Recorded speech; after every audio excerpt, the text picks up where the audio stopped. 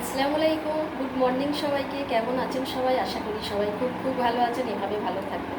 আপনাদের সামনে আমি আবারও একটা টপিক নিয়ে চলে আসলাম। সেই টপিকটি হলো নিজেকে ভালো রাখার উপায়, অর্থাৎ ভালো থাকার উপায়। নিজে ভালো থাকবেন কিভাবে? নিজের ভালো থাকার একটি উপায় আছে, যেটি হলো এক্সপেকটেশান। কারোর প্রতি কোনো এক্সপেকটেশান রাখা যাবে না।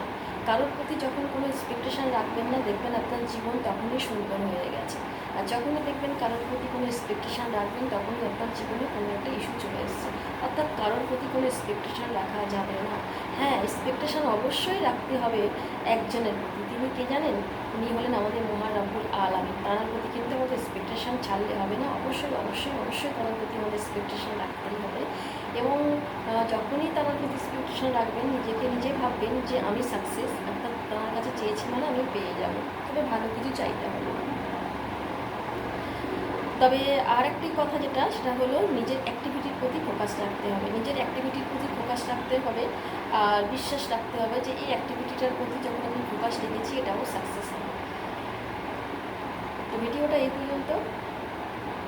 সবাই ভালো থাকবেন, সুস্থ থাকবেন।